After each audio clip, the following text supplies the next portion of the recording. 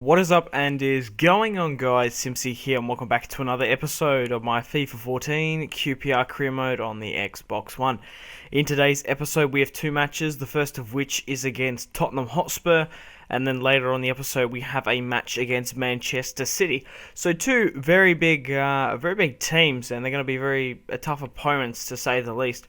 But guys, I'm just going to quickly read off the table. Currently Chelsea are first now. All the teams I'm about to name have all played 13 games. Sometimes when I read these out, some people get confused whether or not they've played 13 games, and it kind of makes a bit of a difference. But it's still early days in the Barclays Premier League. But Chelsea are on first with 33 points, followed by me, QPR, with 31 points. So we're still only 2 points behind Chelsea, which isn't too bad.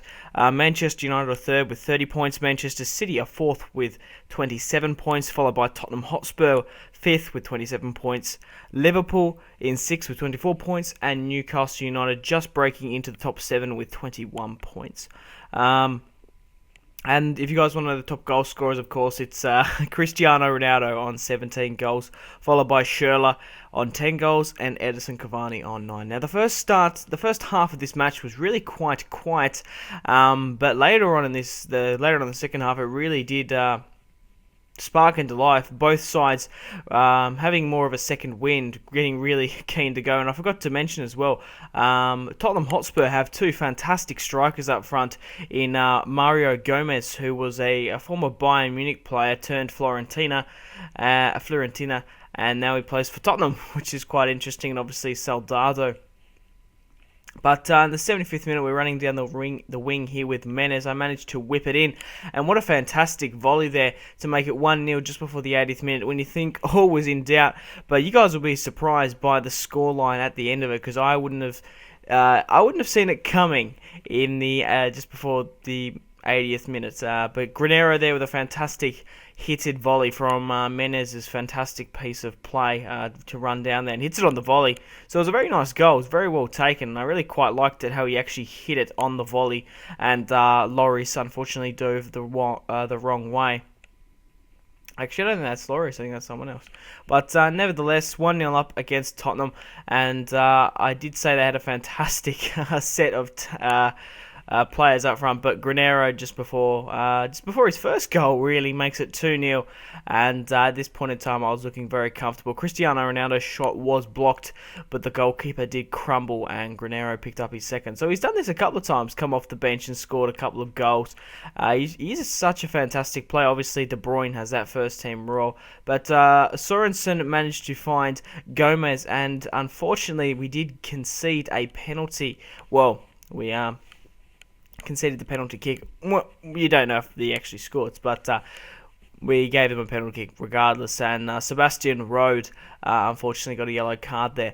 But yeah, very, I don't know if that was a penalty or a yellow card worth, but nevertheless, the ref's word is final, and Roberto Soldado is going to step up here, and what's he going to do? He's going to go straight down the middle, and he does the cheeky step back and then puts it straight past Zut. But I was raring to get another goal here straight from kickoff, and Cristiano Ronaldo getting the ball. Unfortunately, he got it onto his chest, but he just couldn't provide the final tactic.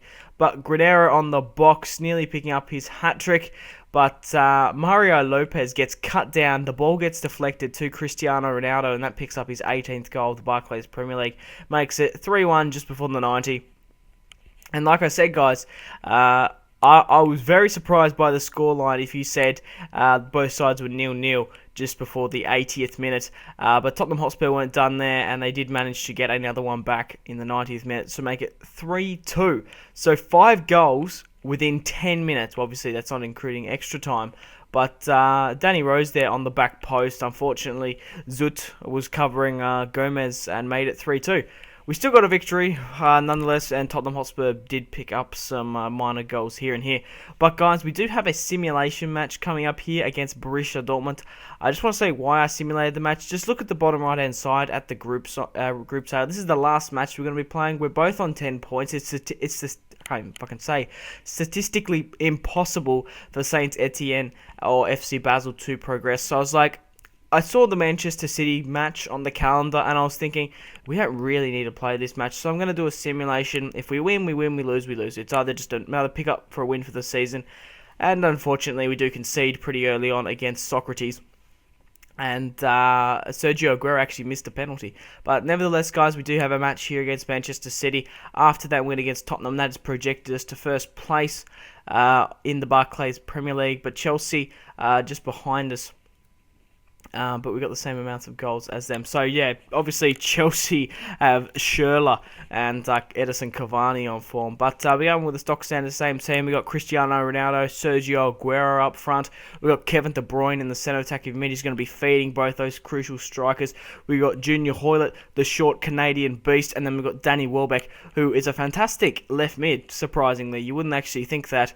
Obviously, he plays more of a striker role. He really did the first 2 seasons at QPR. But once we kind of we had too many strikers, and I really wanted to feed him into the squad. He's actually really good on the wing, even though he doesn't have that shot accuracy. He doesn't have that finesse more so, but he does have a good attacking mind. But Kieran Gibbs here sending an absolute belter at the Manchester City goalkeeper, trying to test them pretty early on. But Danny Welbeck here manages to find Cristiano Ronaldo. De Bruyne unfortunately gets the turnaround, but couldn't quite put it in the back of the net. Kevin De Bruyne on the ball here finds Sergio Aguero trying to beat the Manchester City defense, and Sergio Aguero is facing his former club, and I hate when the game does this. This is just a cheap goal. I was nearly tempted to actually score an own goal for myself. Unfortunately, Clichy passes it back to the Manchester City goalkeeper, and he goes straight into the back of the net. I really do hate that glitch, and EA really do need to fix that. But we nearly make it 2-0 here. Cristiano Ronaldo feeding Sergio Aguero, nearly putting it in the back of the net. And Sergio Aguero here find Paul Pogba, which is an incredible signing for them. And if you guys can't remember, they actually signed Strutman as well. But Jovetic there nearly gets the shot on, but Zut comes out of the back and calls it quite comfortably. Speaking about out of the back, Cristiano Ronaldo comes out of the back pack and puts it in the back of the net with his head just before halftime to give us that crucial morale boost. Obviously, the first fuck-up goal from Clichy gave us that extra goal cushion, but Junior Hoilett there running down the wing, once again, a fantastic winger, finds Cristiano Ronaldo. There's not many people that can beat him in the air, probably PK, Sergio Ramos, but we're not actually versus them. Company would be probably the next possible target. Oh, actually, I can't, I really contradicting myself. Obviously, Butzterburn Hubbles, but Cristiano Ronaldo there scores an absolute fantastic goal there to make it 3-0 against Manchester City, and they really weren't showing up from the game. They really are going down since they sold Sergio Aguero to Real Madrid, and obviously we bought them from Real Madrid, obviously. Jovetic hasn't really filled in those boots. Negredo was injured for mostly one of the seasons, and he's probably retired at this point. And Dzeko plays for Arsenal. But a nice piece of play, passing piece of play, a matter of fact, from my forwards. I was managed to draw the Manchester City goalkeeper out, and Junior Hoilett was able to capitalise on the pretty much free goal. If you have a look at the replay here, I'm about to show you Gal Clichy really fucking up against it. It was a nice little passing piece of play. Sergio Aguero did the bait to bring the goalkeeper out, and it's 4-0. So another upset for the club, but Cristiano Ronaldo gets another through ball here, and that would have been a really good goal there by Saki, but it managed to go straight to the goalkeeper's hands. But we're coming to the end of the episode here, guys. Thank you very much for watching. If you've watched all the way through, I really do appreciate it. Make sure to leave a like on this video to support my channel, and I've got more QPR career mode coming out in the next couple of days. So guys, thank you very much for watching. Make sure to go and have a fantastic rest of your day. Goodbye.